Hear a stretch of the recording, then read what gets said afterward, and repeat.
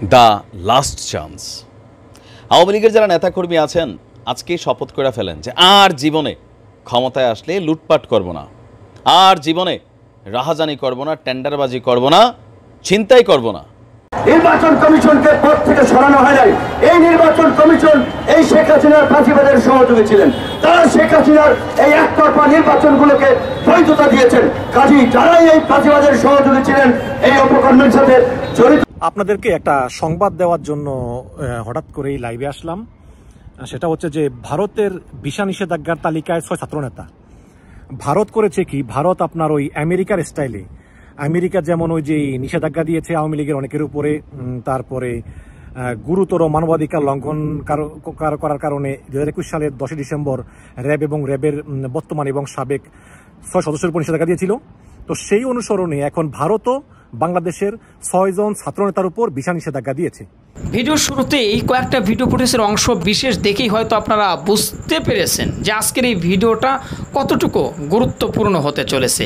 তাই সবাইকে বলবো ভাই ধৈর্য সহকারে ভিডিওগুলো দেখতে থাকুন। আপনাদের সাথে আমি খুবই গুরুত্বপূর্ণ কয়েকটা ভিডিও শেয়ার করব।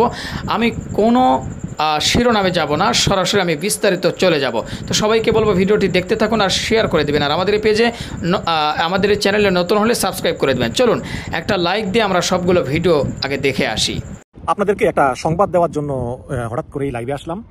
সেটা হচ্ছে যে ভারতের ভিসা নিষেধাজ্ঞার তালিকায় 6 ছাত্রনেতা।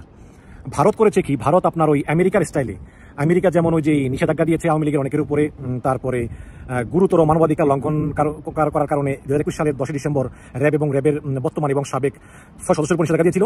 তো সেই অনুসরণে এখন ভারতও বাংলাদেশের 6 জন ছাত্রনেতার উপর ভিসা নিষেধাজ্ঞা দিয়েছে। তো এখানে দ্য মিরর পত্রিকা লিখেছে যে বাংলাদেশের 6 ছাত্রনেতা এবং তাদের ফার্স্ট ব্লাড, যেমন স্ত্রী, সন্তান, বাবা, মা, ভাই, বোন, এদেরকে ভিসা না দেওয়ার জন্য কালো তালিকাভুক্ত করেছে ভারতের পররাষ্ট্র মন্ত্রণালয়। ভারত বিরোধী জনতাকে উস্কে দেওয়ার জন্য এবং ভারতের জাতীয় স্বার্থ বিরোধী কর্মকাণ্ডে যুক্ত থাকার অভিযোগ এনে এই সিদ্ধান্ত নেওয়া হয়েছে। রবিবার গণমাধ্যমের প্রতিবেদন সূত্রে এই তথ্য জানা গিয়েছে, মানে আজকে রবিবার। এখানে বলা হয়েছে যে ইতিমধ্যেই এ সংক্রান্ত মৌখিক নির্দেশনা ঢাকাস্থ ভারতীয় হাইকমিশনে পাঠানো হয়েছে। দিল্লিতে কর্মরত কয়েকজন ভারতীয় গণমাধ্যমের সাংবাদিক দ্য মিরর এশিয়াকে বিষয়টি নিশ্চিত করেছেন। এই তালিকায় আছেন গণ অধিকার পরিষদের একাংশ সভাপতি নুরুল হক নূর, গণতান্ত্রিক ছাত্রশক্তির আহ্বায়ক আক্তার হোসেন, সদ্য নিয়োগপ্রাপ্ত প্রধানমন্ত্রীর বিশেষ সহকারী মাহফুজ আলম, বৈষম্য বিরোধী ছাত্র আন্দোলনের সমন্বয়ক হাসনাত আব্দুল্লাহ, সার্জিস আলম এবং নুসরাত তাবাসসুম।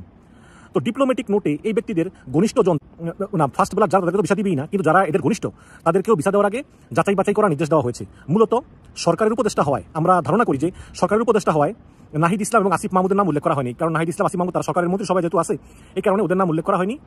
আর মাহফুজ আলমের নাম, মাহফুজ আলম প্রধানমন্ত্রীর, মানে মাহফুজ আলম হচ্ছে প্রধান উপদেষ্টা ডক্টর ইউনূসের বিশেষ সহকারী, কিন্তু মাহফুজ আলম প্রধান উপদেষ্টা ইউনূস সাহেবের সহকারী হওয়ার আগেই এই নামটা তালিকাভুক্ত করা হয় আর কি, এই কারণে তার নাম এসেছে। তো এই ডক্টর মোহাম্মদ ইউনূসের বিশেষ সহকারী হওয়ার পর মাহফুজ আলমের জন্য ভিসা নিষেধাজ্ঞা প্রযোজ্য হবে কিনা তা জানাতে পারেনি মিরর এশিয়া। এদিকে ভিসা নিষেধাজ্ঞা নিয়ে বিস্তারিত জানতে চাইলে নাম প্রকাশে অনিচ্ছুক একজন মিরর এশিয়াকে বলেন যে বাংলাদেশে ভারত বিরোধী মনোভাব তৈরির নেতৃত্ব দিয়েছেন নুরুল হক নূর, আক্তার হোসেন। অন্যদিকে পেছন থেকে ভারত বিরোধী চেতনাকে শক্তিশালী করার জন্য কাজ করেছেন মাহফুজ আলম। তো দর্শক, এই হচ্ছে ঘটনা। এখন এই 6 জনের উপর ভিসা নিষেধাজ্ঞা দিয়েছে ভারত। এটা হচ্ছে নুরুল হক নূর, আক্তার হোসেন, মাহফুজ আলম, তারপর ওই মেয়েটা নুসরাত তাবাসসুম, সার্জিস আলম এবং হাসনাত আব্দুল্লাহ।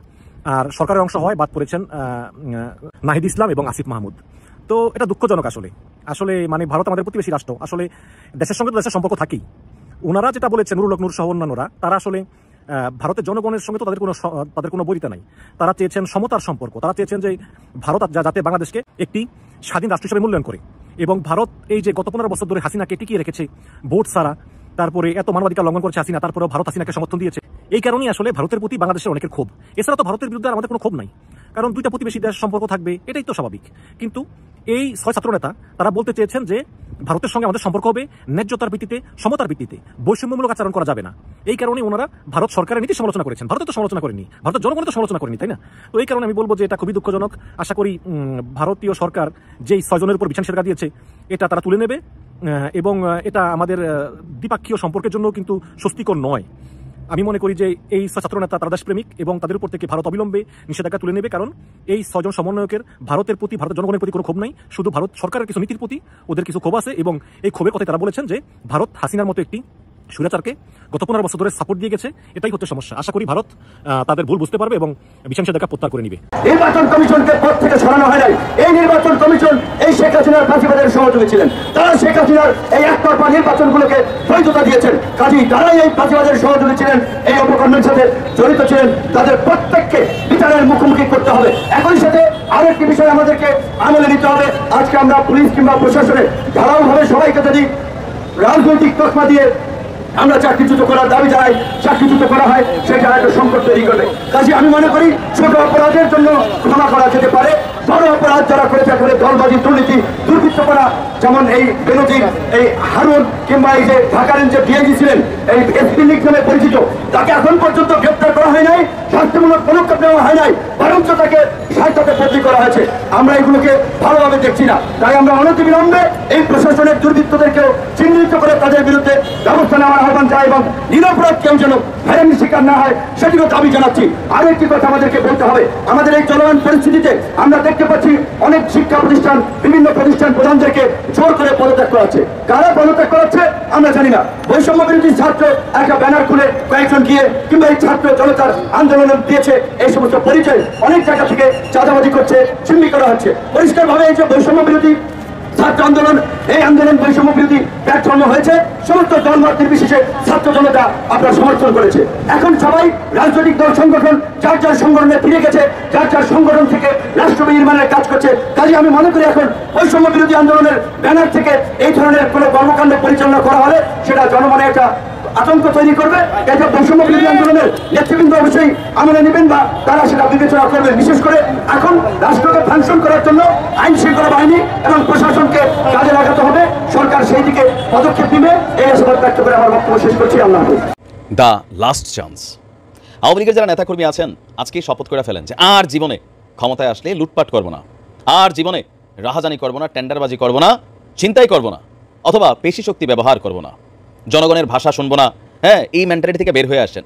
হাইব্রিডগিরি ছাইরা অরিজিনাল যে পলিটিক্স সেইটা করবেন। নেতাদের আজকে শপথ নিতে হবে এই লাস্ট চান্স থেকে যে ভবিষ্যতে আবার যখন আমরা রাজনীতি করব তখন আমরা নিজেদের এই প্রভাব প্রতিপত্তিকে বাদ দিয়া জনতার জন্য রাজনীতি করব। একটা চান্স আপনাদের কপাল গুনে আসছে। আর সাবেক প্রধানমন্ত্রী শেখ হাসিনার জন্য এটা বিশাল একটা অর্জন। মাঠে তিনি নাই, আদালত তার না, তারপরেও যেই ঘোষণা কালকে আদালত থেকে আসছে, এই ঘোষণাটাতে বিএনপি বা জামায়াত ইসলাম বা অন্যান্য দল এই মুহূর্তে প্রতিক্রিয়া দেখাবেন বা কিছুটা ভয়েরও বিষয় আছে। আওয়ামী লীগের নিবন্ধন বাতিল ইস্যুতে দীর্ঘ একটা পানি ঘোলা হয়েছে। কয়েক ধাপে এটাকে পেছানোর পর গতকালকে আদালত থেকে নির্দেশনা আসছে যে আওয়ামী লীগের নিবন্ধন বাতিল যে রিট করা হয়েছে সেটা বাতিল, মানে আওয়ামী লীগ রাজনীতি করতে পারবে। এখন ডক্টর ইউনূসের সরকার 2 বছর পরে হোক, 6 মাস পরে হোক, 1 বছর পরে হোক, যদি নির্বাচন যখন আসবে তখন আওয়ামী লীগের সাংবিধানিক বৈধতা আছে তারা নির্বাচন করতে চাওয়ার বা পারার। আবার কেউ কেউ বলছেন যে এরকম পরিস্থিতি যদি নির্বাচনের আগে যদি ডক্টর ইউনূসের সরকার 1 বছর 2 বছর থাকেন, তো এই সময়টার মধ্যে যেহেতু আওয়ামী লীগের অধিকাংশ নেতারা এই মুহূর্তে ভারতে আশ্রয় নিচ্ছেন, তো সেখানে কোথাও না কোথাও শেখ হাসিনার সাথে কমিউনিকেশন হচ্ছে, তিনি বাংলাদেশে অনেকের সাথে ফোনে কথা বলছেন, এরকম ভিডিও আমরা দেখেছি। তো বিষয়টা কেমন হবে? ধরেন হঠাৎ করে একদিন সীমান্তের কাছাকাছি শেখ হাসিনা চলে আসলো, এর আগে একটা মেসেজ আসলো যে শেখ হাসিনা আসছে। এটা হইতে পারে ধরেন আমাদের কুমিল্লা দিয়া অথবা সিলেট দিয়া অথবা ব্রাহ্মণবাড়িয়া দিয়া, যে তিনি সীমান্ত দিয়ে আসছেন, সারা বাংলাদেশ থেকে ঝাঁকে ঝাঁকে আওয়ামী লীগ ওইখানে যাচ্ছে, বাকি দলগুলোর মধ্যে কী পরিমাণ একটা ভয় তৈরি হবে। তবে ডেমোক্রেসিকে যদি আমরা এস্টাবলিশ করতে চাই, শেখ হাসিনা ডেমোক্রেসির মাইকা বাপ করছে, এটা সত্য, এটা অস্বীকার করার সুযোগ নেই। কিন্তু প্রকৃত ডেমোক্রেসি যদি আপনি দেশে চান তাহলে আওয়ামী লীগ রাজনীতি করবে। শেখ হাসিনা তিনি দেশেও ফিরবেন, আদালতের মাধ্যমে তার বিরুদ্ধে যে মামলা আছে সেগুলোর হয়তো বিচার হবে, কিন্তু আওয়ামী লীগ নির্বাচনের জন্য 100% মাঠে বিট করবে। এখন আমাদের তথ্য বা কি বলছে উপদেষ্টা যিনি আছেন আসিফ নজরুল ইসলাম স্যার, অথবা বিএনপির মহাসচিব মির্জা ফখরুল ইসলাম আলমগীর, অথবা বাকি যারাই আছেন, অনেকে মুখে বলছেন অনেকে বলছেন না, বা যিনি ছিলেন আগে স্বরাষ্ট্রতে শাখাওয়াত হোসেন ব্রিগেডিয়ার, তারা প্রত্যেকে কিন্তু একটা মেসেজ আওয়ামী লীগকে দিচ্ছে। কোনটা? যে তোমরা আগে যে রাজনীতিটা করছো গত 15 বছর, এই রাজনীতি থেকে বের হয়ে আসতে। এখন আসলে যে পাশ করবে তা না, এখন আসলে পাশ করবে না আওয়ামী লীগ, বিএনপি পাশ করবে অথবা জামাত পাশ করবে। তবে আওয়ামী লীগ কিন্তু একটা ভোট ব্যাংক আছে, অথবা ধরেন ক্যাশ টাকা পয়সা আছে, মানুষ জনবল আছে। এখন হঠাৎ করে আপনি যতটা শূন্য দেখতেছেন আসলে কি শূন্য? এমন বহুত নেতা আছে যে চেহারা দেখলে ধরেন অনেক বিএনপি বা জামাতের অথবা সাধারণ মানুষের শরীরে একটা ঘাম ছুটা যায় মেরুদণ্ডের শির দ্বারা দিয়া, চেহারা কথাবার্তা ভাবে এরকম কিন্তু একটা ভাব আছে। এটাই বাস্তবতা। এখন যে ডেমোক্রেসি আমরা চাচ্ছি সেই ডেমোক্রেসি কিন্তু আওয়ামী লীগকে নির্বাচন করার সুযোগ দিচ্ছে। ইভেন শেখ হাসিনাকে বাংলাদেশে কামব্যাক করার সুযোগ দিবে, তিনি আসলে অ্যারেস্ট হবেন। এখন শেখ হাসিনা আসবেন কিনা সেটা হচ্ছে কথা। তবে অনেকে মজা করে বলেন আর কি, যে বিষয়টা যদি এমন হয়, হঠাৎ করে আমরা সকালবেলা দেখলাম যে সারা বাংলাদেশের টেলিভিশন কভার করতেছে যে শেখ হাসিনা সাদা শাড়ি পরে সীমান্তের দিক থেকে আসতেছেন, আর এই পার থেকে জনতার স্রোত ওদিকে যাচ্ছে। কারণ শেখ হাসিনা বাইসা থাকলে আওয়ামী লীগ বাইসা থাকবে এই মুহূর্তে, নয়তো আওয়ামী লীগের মধ্যে 13,000 টুকরা হয়ে যাবে, প্রকৃত আওয়ামী লীগ থাকবে না। আর শেখ হাসিনার জন্য এটা লাইফের একটা লাস্ট চান্স। যদিও তিনি অনেক বয়স হয়ে গেছে, আগামী 5-7-10 বছর তার আওয়ামী লীগ আসবে না, এরপরে তিনি যদি বাইচা থাকেন, জীবিত থাকেন, তখন হয়তো আবারও আসার সুযোগ হবে। তবে রাজনীতি করার, রাজনৈতিক চর্চা, সভা সমাবেশ, মিটিং মিছিল যেগুলো বিএনপি করতে পারতো না, জামাত ইসলামকে করতে দিত না, সেটা কিন্তু আওয়ামী লীগ পারবে। কারণ ডক্টর ইউনূস যে সংস্কারটা করছেন, এই সংস্কারটার মূল সংস্কারটা কি, যে ক্ষমতার প্রেক্ষাপটে পালা পরিবর্তনে যেই পরিস্থিতিগুলো তৈরি হয় সেটা যেন তৈরি না হয়। আর যারা অন্যায় করবেন, দুর্নীতি করবেন, আওয়ামী লীগের যারাই আছে বাংলাদেশে বিদেশে দেশে আসলে গ্রেপ্তার হবে। কেন? যারা দুর্নীতি করছে, লুটপাট করছে। তো এটা আওয়ামী লীগের জন্য একটা বিশাল চান্স এই মুহূর্তে। তবে অতি জোশে আবার হোশ হারানো যাবে না।